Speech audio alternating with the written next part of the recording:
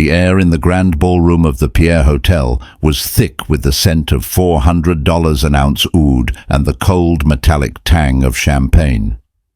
Julian Vance stood at the center of a circle of New York's financial elite, his arm draped possessively around Chloe Sterling, a woman whose skin looked like filtered gold and whose age barely touched 24. When he saw his ex-wife Ilara standing near the service entrance in a plain black dress, he didn't turn away. Instead, he raised his glass, his voice carrying with a practiced, cruel resonance. "You know what they say, Julian," Robert Ammon chuckled, nodding toward Chloe. Julian's smile was a razor. "Absolutely. It's the law of the market, isn't it? You don't keep the old reliable sedan when you can afford the new Italian sports car. This," he gestured to Chloe while locking eyes with Ilara, "is a real upgrade. You have to know when an asset has reached its expiration date." The words didn't just hurt, they deconstructed her. Ilara Hayes, formerly Ilara Vance, felt the heat of 100 sympathetic and mocking stares. For 12 years, she had been the ghostwriter of Julian's success at Sterling and Pierce. She had edited his memos until 3 a.m., smoothed over his brashness with her Wharton-trained logic, and curated a life that made him look like a titan. But in the eyes of the Pierre's gilded guests, she was now nothing more than a starter wife, a practice run for the man he had become. 2 years had passed since the divorce papers had been served like a final formal amputation, yet the phantom limb of her old life still ached. Ilara slipped through the heavy oak doors of the ballroom, the sound of Julian's laughter trailing behind her like a taunt. She walked toward the subway, her heels clicking rhythmically against the rain-slicked pavement of Fifth Avenue. Each step was a descent from the world of $20,000-a-night suites to the reality she now inhabited, a 400-square-foot studio in Astoria, Queens, where the radiator hissed like a wounded animal and the only view was a brick wall that seemed to inch closer every night. Inside her apartment, the silence was the loudest thing. It was a thick, suffocating blanket that smelled of cheap laundry detergent and the frozen dinners she ate over the sink. She stripped off the black dress, the uniform she wore for her administrative job at a small literacy non-profit, and caught her reflection in the cracked bathroom mirror. She looked tired. Her eyes, once described by her professors as fearsomely intelligent, were clouded with the grey haze of survival. Julian had taken more than the Brooklyn Heights brownstone and the Hamptons estate. He had taken her belief that she was a person of consequence. During the settlement, his high-powered legal team from Sullivan and Cromwell had argued that since he was the sole breadwinner, Ilara was entitled only to a transitional stipend. Her own lawyer, a man who smelled of stale coffee and defeat, had urged her to take it. "He's a rising star, Ilara. Don't make an enemy of a man like Julian Vance." She reached under her bed and pulled out a battered cardboard box labeled Wharton. Inside, buried under old textbooks on macroeconomics, was a worn navy blue moleskin notebook. This was the symbolic anchor of her former self. Julian had gifted it to her during their first year of marriage, but not as a gesture of support. He had handed it to her after she'd tried to discuss a disruptive logistics algorithm she'd been developing. "Write your little ideas in here, Elle," he had said with that patronizing pat on the cheek. "It'll keep you occupied while I handle the real world." For a decade, she had used that notebook to jot down the foundations of Julian's career. Reminders for his meetings, bullet points for his speeches, grocery lists for his favorite organic kale. She had buried her own brilliance in the margins of his life. She opened the notebook to a blank page near the back. Her fingers trembled as she picked up a pen. The insult at the Pierre was still ringing in her ears. A real upgrade, a reliable sedan. Julian thought he had traded her in for a newer model, believing that her value was tied to her youth and her ability to host a dinner party. He had forgotten that she was the one who understood the engine. He had forgotten that while he was out playing the part of a titan, she was the one who had built the map. Ilara sat on the floor, the cold linoleum biting into her skin, and began to draw a flowchart. It wasn't a list for Julian.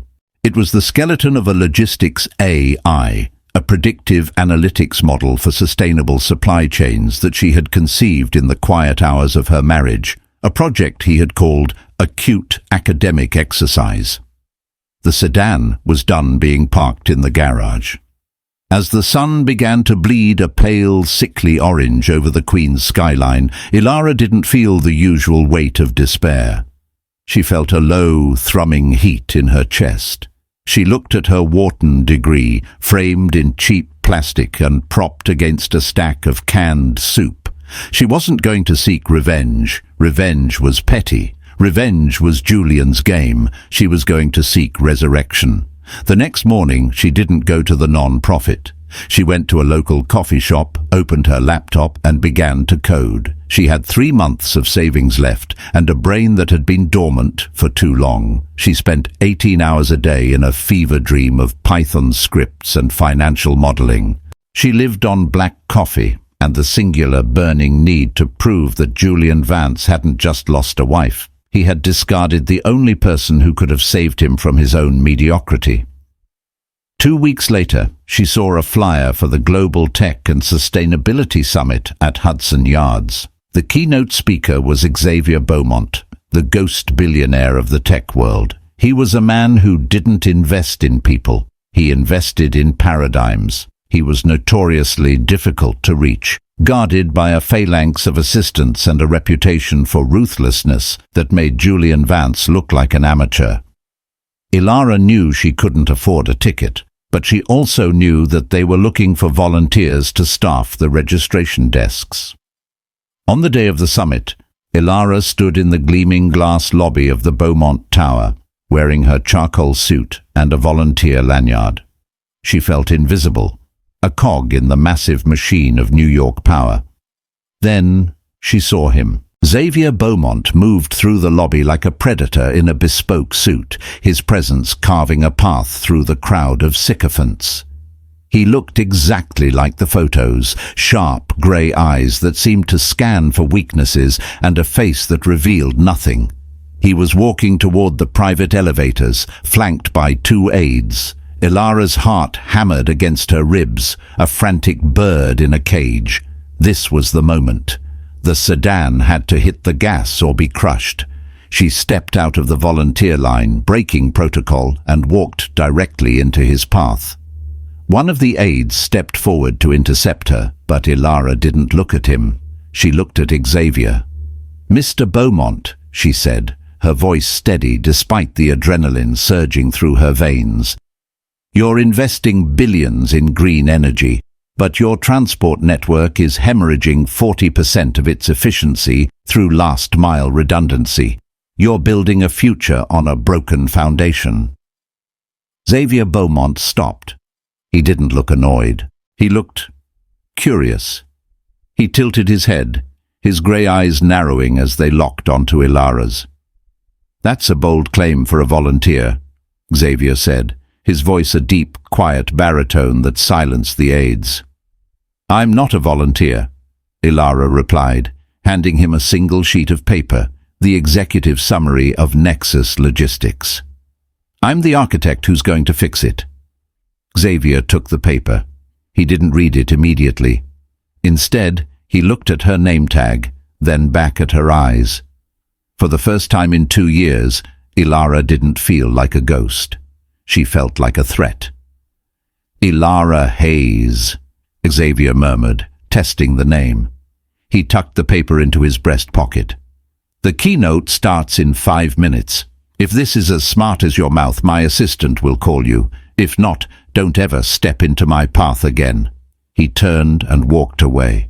Ilara stood in the center of the lobby, her hands shaking so violently she had to hide them in her pockets.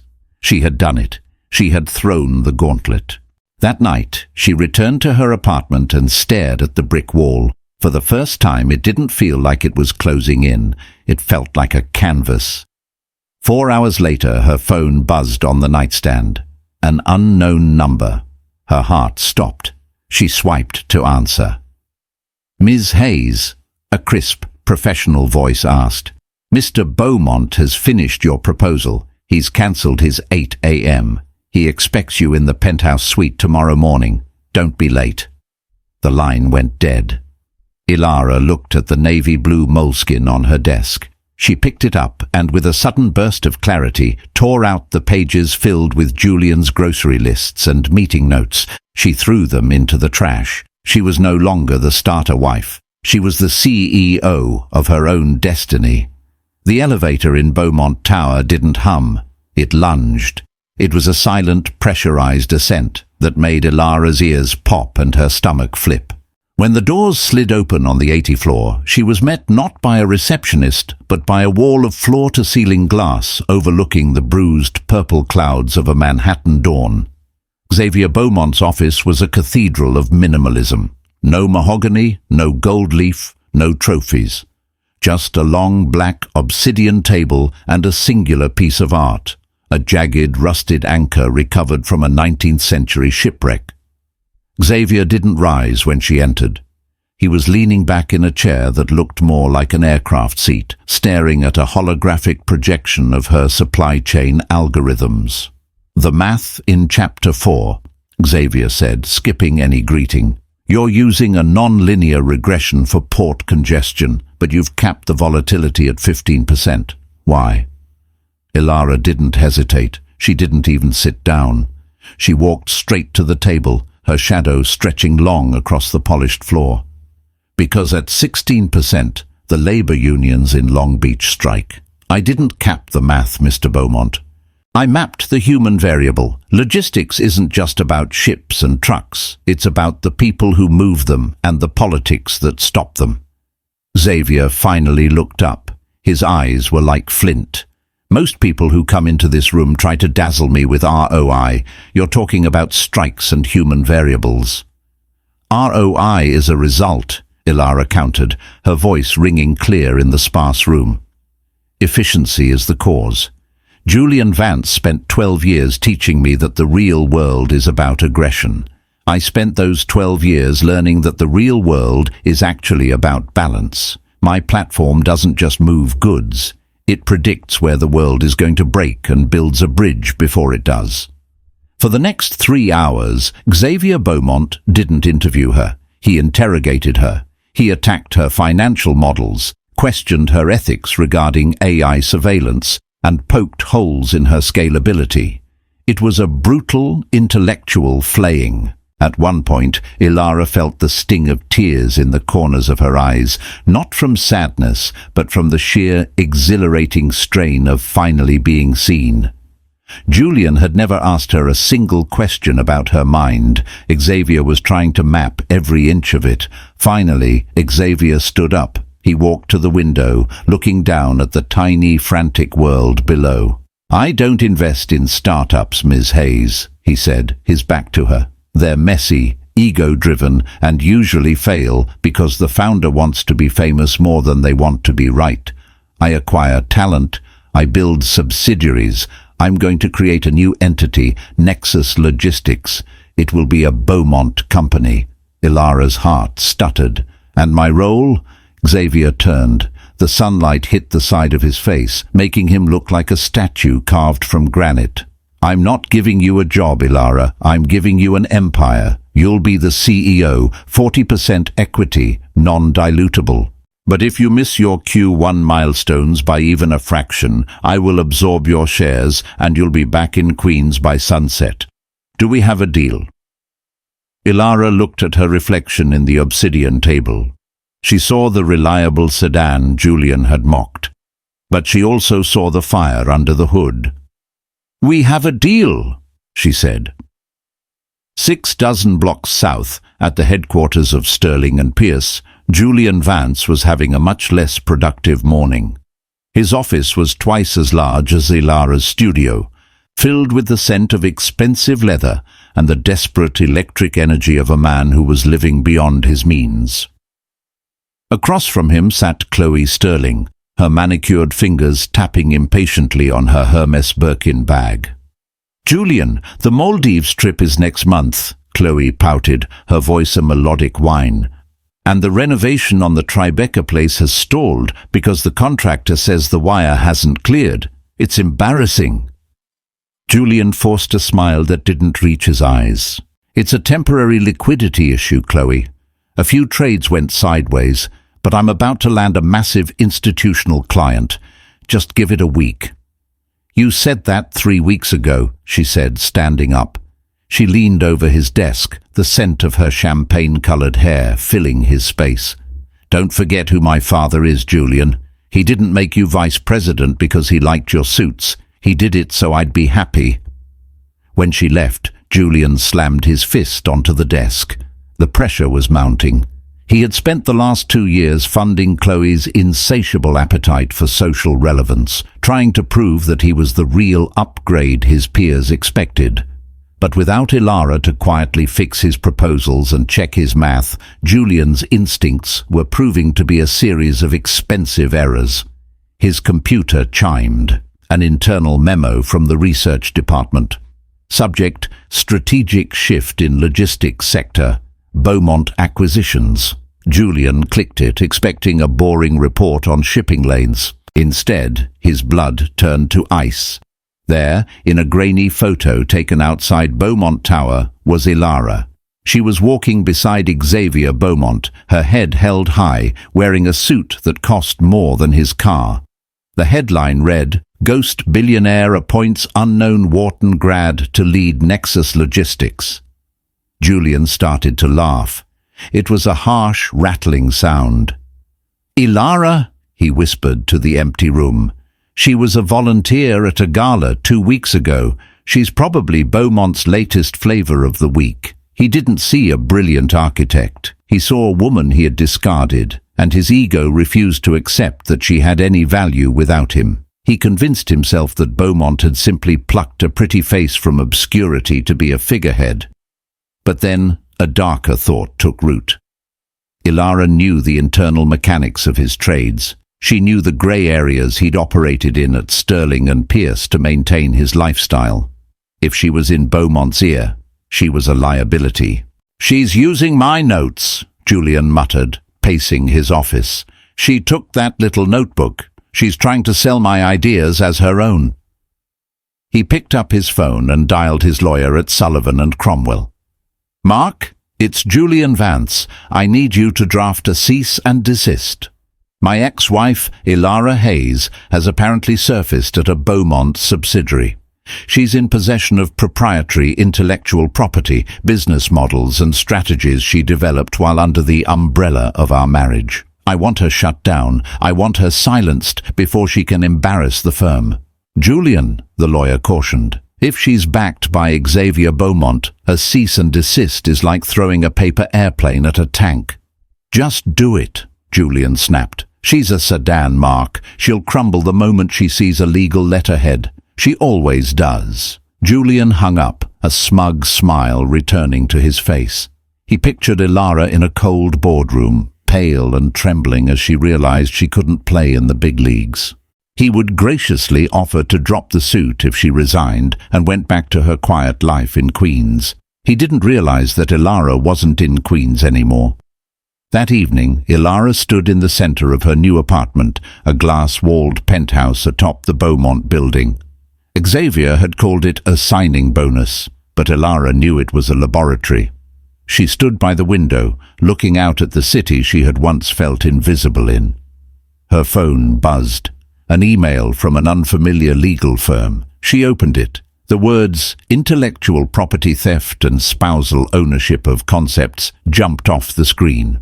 It was Julian's handwriting in legal font.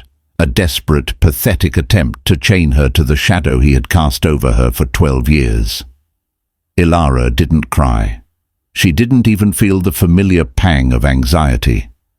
She looked at the rusted anchor on her desk, a smaller version of the one in Xavier's office. Then she picked up her phone and called the Beaumont General Counsel. "This is Ilara Hayes," she said, her voice like silk over steel. "I just received a gift from my ex-husband. I'd like to send him a response. Not a letter, a market move." "What are we doing, Ms. Hayes?" the lawyer asked. "Julian Vance's largest client is the Northeast Retail Conglomerate," Ilara said, staring at the lights of the Brooklyn Heights brownstone she used to call home. They're struggling with their distribution costs. By tomorrow morning, I want Nexus Logistics to offer them a contract that makes Sterling and Pierce look like a fossil. If Julian wants to claim my ideas, let's show him exactly what they can do when I'm the one behind the wheel." She ended the call and walked to the window. The sedan had just been given a tank's armor, and Julian Vance had no idea he had just declared war on a woman who had already won. The boardroom of the Northeast Retail Conglomerate, NRC, was a cold, cavernous space that felt more like a courtroom than a place of commerce. Arthur Penhaligon, a man who had built a retail empire on the bones of his competitors, sat at the head of the table. To his left sat Julian Vance, looking every bit the high-powered vice president in a $5,000 Tom Ford suit. Julian was mid-pitch, his voice smooth and reassuring. "Arthur, we've handled your portfolio for a decade. Sterling and Pierce doesn't just manage your capital, we protect your legacy. These rumors about Beaumont's new logistics firm? It's vaporware, fancy algorithms with no real-world application." Arthur Penhaligon leaned back, his eyes unreadable. "Vaporware, Julian? Because they just sent over a proposal that promises to cut our carbon footprint by 30% and our distribution costs by 18% in the first quarter. That's not vapor, that's a hurricane." "It's a gimmick," Julian laughed, though a bead of sweat was beginning to form at his hairline. "Anyone can promise numbers on a spreadsheet. But who is running it? Some unknown woman Beaumont plucked from a charity gala. She has no track record, no history. Actually," a voice rang out from the doorway, "she has 12 years of history. You just happen to be the one signing your name to it." The heavy oak doors swung open. Ilara walked in, flanked by Xavier Beaumont's top legal and technical team. She wasn't wearing the plain black dress from the Pierre. She was in a deep crimson power suit, the color of a warning light. On her lapel pinned a small silver brooch in the shape of a jagged anchor, the symbolic weight of her past, now transformed into her strength. Julian stood up so fast his chair screeched against the floor. "Ilara, what the hell are you doing here? This is a private meeting."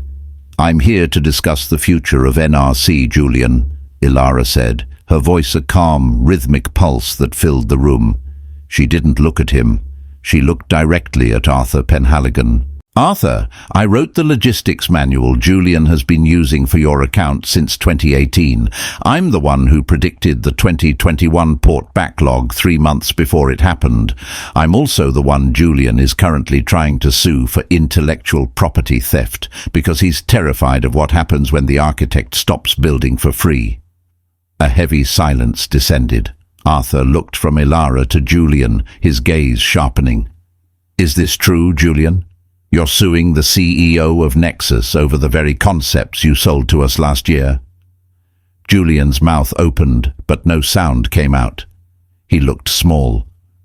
For the first time, in the light of the NRC boardroom, he didn't look like a titan. He looked like a man wearing his father's clothes. Ilara stepped to the holographic display at the center of the table. With a flick of her wrist, she replaced Julian's static slides with a living, breathing map of NRC's global supply chain. "Julian offers you protection, Arthur. Nexus offers you evolution. This isn't just about saving money. It's about survival in a market that no longer respects the old guard. We don't just manage your assets, we make them intelligent."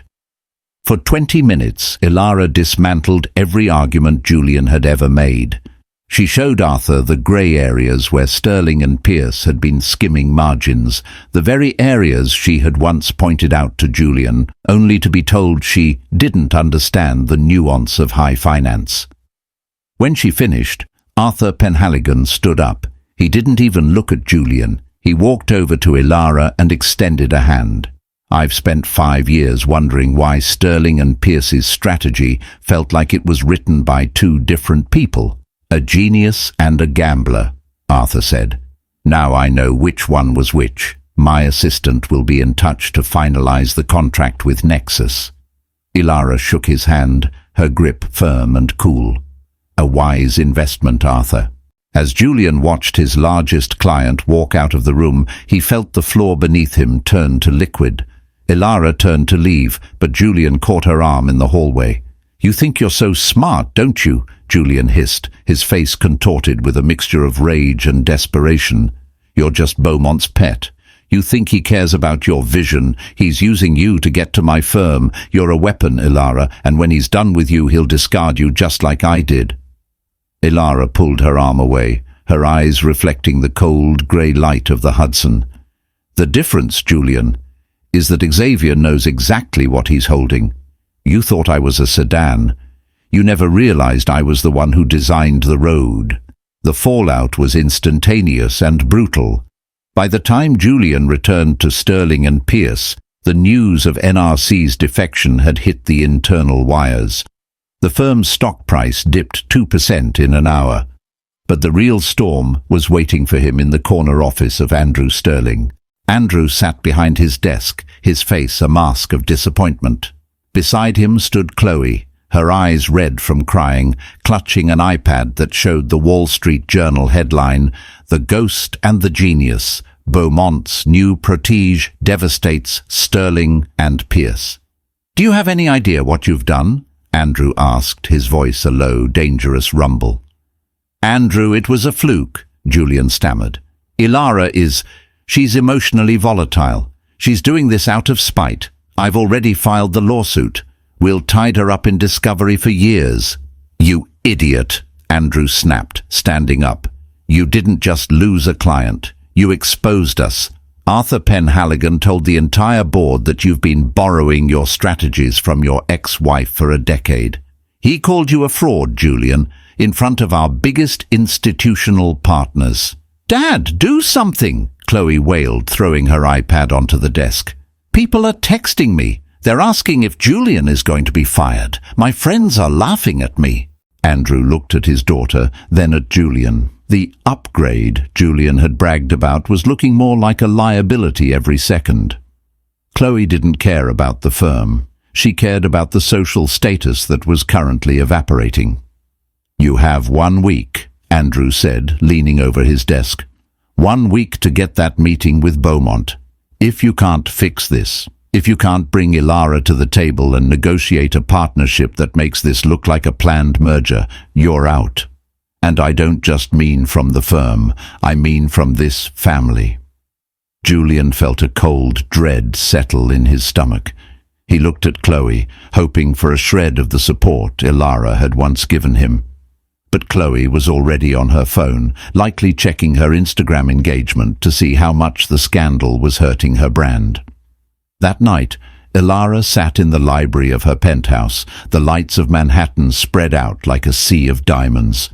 She was reviewing the NRC contract when she heard a soft knock. Xavier Beaumont stood in the doorway, 2 glasses of amber liquid in his hands. He looked less like a ghost billionaire and more like a man who had finally found someone who spoke his language. "A clean kill," Xavier said, handing her a glass. "Arthur Penhaligon doesn't switch partners unless he's certain he's on the winning side. You didn't just win a contract, Ilara. You broke a man's reputation." "I didn't break it," Ilara said, taking a sip. The scotch was smoky and sharp. "I just stopped holding it together for him." Xavier sat across from her, his grey eyes unreadable. "My lawyers tell me Julian Vance is doubling down on the lawsuit. He's claiming you stole proprietary secrets from his personal journals." Ilara laughed, a quiet, bitter sound. She reached into her bag and pulled out the navy blue moleskin. She flipped through the pages, the grocery lists, the dry cleaning reminders, the bullet points for Julian's speeches that she had written. "This is his intellectual property," she said, sliding the notebook across the table. "I spent 12 years being the ink in his pen. He thinks because he owned the pen, he owns the words." Xavier picked up the notebook, his fingers tracing the worn leather. He didn't look at the pages, he looked at Ilara. "He's a small man, Ilara. Small men try to cage things they don't understand. But you're not a sedan. You're the architect. And I think it's time we showed Julian Vance exactly how high your buildings can go." He leaned in, his presence warm and grounding. He's going to ask for a meeting. He's desperate. Andrew Sterling is breathing down his neck. "I know," Ilara said. "I'm counting on it." "Are you ready for it?" Xavier asked. "It won't be like the boardroom. It will be personal. He'll try to hurt you where you're still soft." Ilara looked at the silver anchor on her lapel. She thought of the 400-square-foot studio and the brick wall. She thought of the silence that used to scream her failure. "I'm not soft anymore, Xavier," she said. "I'm tempered." Xavier smiled, a rare, genuine expression that made Ilara's heart do something it hadn't done in years. It wasn't a spark. It was a recognition. "Then let's give him the meeting," Xavier said. "But we'll do it on your turf, the 80th floor. Let him see the world from your window." As Xavier left, Ilara turned back to the window. The upgrade Julian had boasted about was a hollow shell. She was the one who had built the empire, and now she was the one who held the keys. But as the moon rose over the city, a flicker of an old memory surfaced. A night early in her marriage, when Julian had held her and told her they were a team. She wondered, for a fleeting second, if he had ever truly loved her, or if she had always just been a tool he was waiting to replace. She shook the thought away. It didn't matter. The architect didn't mourn the old blueprints. She built something better. The lobby of Beaumont Tower was a cathedral of glass and ego, but for Julian Vance it felt like the entrance to a gilded gallows. He adjusted his silk tie for the 10th time, his fingers slick with cold sweat. Beside him, Andrew Sterling stood like a statue of judgment, his silence heavier than any reprimand. "Remember why we're here, Julian," Andrew said, his voice a low, warning vibration. "You're not here as a husband or an ex. You're here as a salesman. If you can't sell her on this partnership, you're nothing to this firm." The elevator ride to the 80th floor was a pressurized blur. When the doors opened, they weren't greeted by a secretary, but by Sarah, Ilara's COO, a woman Julian recognized as a former lead analyst from Goldman Sachs, whom Sterling and Pierce had failed to recruit for years. "Mr. Sterling, Mr. Vance," Sarah said, her tone professional and devoid of warmth. "The CEO is finishing a call with Singapore. Please wait in the great boardroom." Julian stepped into the room and felt the breath leave his lungs. The great boardroom was a cantilevered glass box that seemed to float over the city. The entire world was visible from here. The tiny, scurrying taxis, the distant green of Central Park, and the Brooklyn Heights brownstone Julian had kept in the divorce. From this height, the brownstone looked like a child's toy. Ilara entered a moment later. She was a vision in charcoal and steel, her hair pulled back in a sharp, uncompromising blade. The silver anchor brooch on her lapel caught the morning light, gleaming like a weapon. She didn't offer a hand. She didn't offer a smile. She simply sat at the head of the obsidian table, the seat of absolute authority. "You have 20 minutes, Ilara said. She didn't look at Julian. She looked at Andrew. "I'm late for a briefing with the Department of Transportation." Andrew Sterling took the lead, his voice smooth and practiced. "Eleanor, we've watched Nexus's growth with great interest. The market is volatile, and while Xavier Beaumont provides significant capital, Sterling and Pierce provides the institutional weight, the legacy, and the client trust to take you global. We're proposing a synergistic merger, a partnership that would make Nexus the undisputed king of global logistics." Ilara listened, her face an unreadable mask of marble. Julian watched her, searching for a crack, a glimmer of the woman who used to make him coffee and check his grammar. He saw nothing. "Julian?" Andrew prompted, giving him the floor. Julian leaned forward, trying to summon the old charm, the smile that had convinced Ilara to set aside her own dreams for a decade. "Ilara, look, I know things ended poorly. I know the Pierre was a mistake, but we were a team for 12 years. I've always believed in your vision. I just wanted to protect you from the meat grinder of the industry. Now that you've proven you can handle it, let's do this together. Like we used to." The silence that followed was suffocating. Ilara slowly leaned back in her chair, her eyes narrowing as they locked onto Julian's. "You've always believed in my vision, Julian?" she asked, her voice dropping to a dangerous silk thread whisper. "Is that why you accidentally spilled an entire carafe of coffee on my original Nexus proposal the night before I was supposed to meet with angel investors in 2015?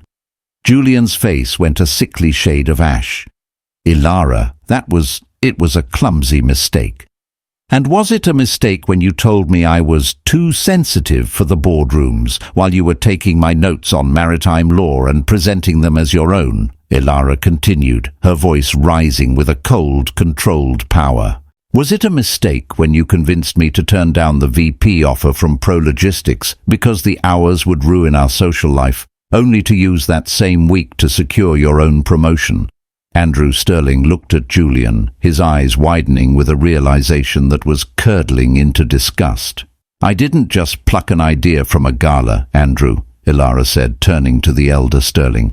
"I built the foundation of your son-in-law's career for 12 years while he systematically tried to extinguish my light because he was terrified I would outshine him. He didn't want a partner, he wanted a ghostwriter. He didn't want a wife, he wanted an asset he could depreciate." She stood up, walking to the window. "You came here to offer me institutional weight. But I've done my homework, Andrew. Your firm's risk management is a disaster. You're chasing high-risk short-term gains because Julian's division has lost 15% of its liquidity in the last 6 months. You're not here to help Nexus. You're here to beg Nexus to save Sterling and Pierce." "Ilara, please," Julian stammered, his facade completely crumbling. He stood up, his hands trembling. "If this deal doesn't go through, I'm ruined. Everything I've built, everything I built for you," Ilara corrected him. She turned back to face them, her silhouette framed by the vast, uncaring sky. "The meeting is over. There will be no partnership. Not because of the past, Julian, but because from a purely business standpoint, you are a bad investment. You are inefficient, you are dishonest, and you are obsolete." She looked at her COO. "Sarah, show our guests out. I have a world to run." The exit from Beaumont Tower was a walk of shame that Julian would never forget. The paparazzi, tipped off that a major meeting was happening, caught the image of Julian Vance stumbling into his car, looking broken and aged. By that evening, the real upgrade was facing a reality check of its own. Julian returned to the Tribeca condo to find Chloe Sterling standing in the middle of a sea of designer suitcases. She was on the phone, her voice shrill and panicked. "I don't care about the mortgage, Daddy. He's a laughingstock. My engagement on the latest post is 50% hate comments calling me a gold-digging placeholder. I can't be associated with this." Julian closed the door, the sound echoing in the empty, expensive hallway. "Chloe, what are you doing?" She turned to him, her face a mask of filtered fury. "My father just called, Julian. He's removing you from the firm, and he's cutting off my allowance until I separate my brand from yours. You lied to me. You told me you were the genius. You told me she was a nobody." "Chloe, I can fix this," Julian pleaded, reaching for her. She flinched away as if his touch were contagious.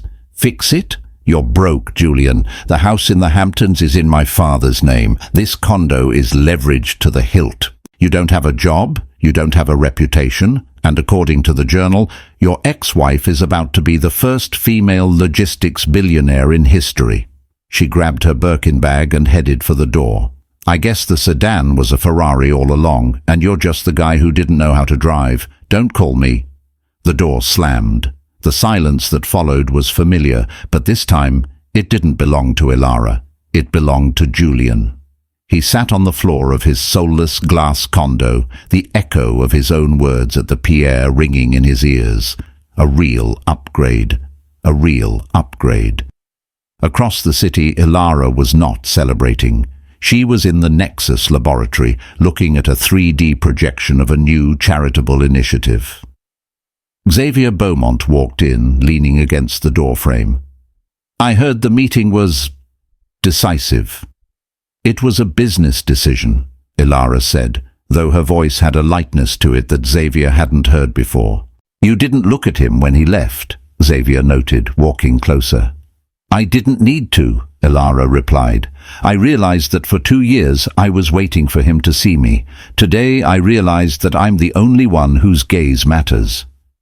Xavier reached out, his hand hovering near hers for a moment before he gently touched the silver anchor on her lapel. "The anchor isn't for the past anymore, Ilara. It's for the foundation you're building for others." He looked at her, and for the first time, the ghost billionaire looked vulnerable. "I've spent my life looking for a paradigm shift. I didn't realize it would come in the form of a woman who refused to stay parked." Ilara looked up at him, the city lights reflecting in her eyes, no longer grey with survival, but bright with the fire of the future. "The best thing Julian ever did for me was letting me go," she whispered, "because he never realized that when you let go of a bird, it doesn't just fly, it finds the wind." In that quiet moment, high above the frantic, ego-driven streets of New York, the CEO and the founder weren't thinking about market shares or global domination. They were thinking about the blueprint of a life built on integrity, intelligence, and a love that didn't require anyone to stay small. The upgrade was finally complete. Not a replacement of a person, but an evolution of a soul. The transition from Eleanor Thorne, the discarded ex, to Ilara Hayes, the titan of logistics, was not just a change in title, it was a shift in the city's gravity. By the time autumn leaves began to swirl through Central Park, the name Hayes was whispered in the corridors of power with a reverence usually reserved for the Beaumonts of the world. But inside the glass walls of Nexus Logistics, the atmosphere wasn't one of conquest. It was one of creation. Ilara stood in the center of her new office, a space that felt less like a corporate suite and more like a high-tech observatory. On her desk sat the symbolic anchor of her journey, the navy blue moleskin notebook. It was empty now, the pages filled with Julian's grocery lists and meeting notes long ago torn out and shredded. It sat there as a reminder of the silence she had survived and the voice she had found. "You're staring at it again," a voice said softly. Ilara turned to see Xavier Beaumont. He had traded his usual sharp blazer for a cashmere sweater, looking more like the visionary thinker he was at his core. He walked over to the desk, his gaze following hers to the notebook. "It's a blueprint," Ilara said, her fingers tracing the leather cover. "Not for a company, but for a life. I realized this morning that I haven't thought about Julian in 3 days. Not with anger, not with triumph, just nothing. He's become a footnote." Xavier nodded, his grey eyes reflecting a deep, quiet respect.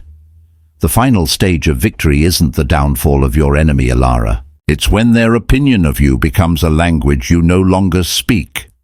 He stepped closer, his presence a steadying force. "Speaking of footnotes, have you seen the news from Sterling and Pierce?" "I don't check the gossip columns, Xavier." "It's not gossip, it's a liquidation. Andrew Sterling is selling off the investment arm to a Swiss conglomerate, and Julian has moved from a Tribeca penthouse to a one-bedroom in Astoria. Quite a poetic symmetry, don't you think?" Ilara felt a flicker of something, not joy, but a somber recognition of the cycle. Julian was now looking at the same brick wall she had stared at for 2 years. She wondered if he would use the silence to build something real, or if he would let it consume him. "I hope he finds a way to be a person," Ilara said quietly, "without the suits, without the titles. I hope he realizes that the only person he ever really cheated was himself." The following week, Ilara launched the Hayes Beaumont STEM Foundation. The inaugural gala was held not at the Pierre, but in the grand reading room of the New York Public Library, a place built for the democratization of knowledge. There were no Instagram models or socialites chasing selfies. The room was filled with young women from underfunded schools, engineers from the outer boroughs, and pioneers who had been told their ideas were too academic or too small. Ilara took the stage in a dress of deep sapphire blue, her silver anchor brooch catching the light of the chandeliers.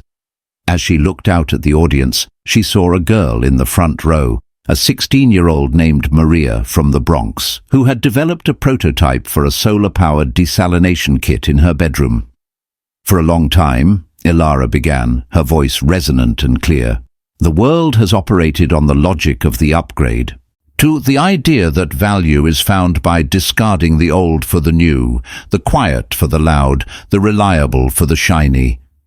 The room went silent, the weight of her words settling over the crowd. But a real upgrade isn't about replacement, Ilara continued. It's about unlocking. It's about seeing the engine under the hood of a person the world has written off. It's about tearing down the brick walls that stand between a brilliant mind and the future it deserves to build. This foundation isn't just about checks. It's about providing the tools, the mentorship, and the unwavering belief that you are the architect of your own destiny. When she finished, the standing ovation lasted for 5 minutes, but the moment that stayed with Ilara happened afterward, near the buffet line.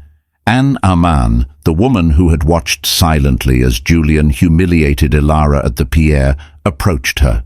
She looked nervous, her hands clutching her designer clutch. "Eleanor, I mean Ilara," Anne stammered. That was breathtaking. "Robert and we often talk about how much we admire what you've done. We'd love to have you over for dinner to discuss how we can support the foundation." Ilara looked at Anne. She saw the desperation for proximity, the hollow social currency that Julian had worshipped. She felt no malice, only a profound sense of distance. "Thank you, Anne," Ilara said with a polite final smile. "But I think we've said everything we need to say to each other. Enjoy your evening." As Ilara walked away, she felt a light touch on her elbow. It was Xavier. "Ready to go?" he asked. "Yes," Ilara said, "I'm ready."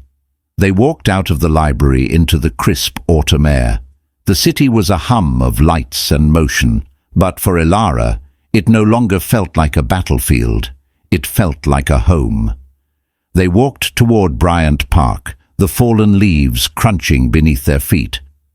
Xavier stopped under a canopy of fiery red maples and turned to her.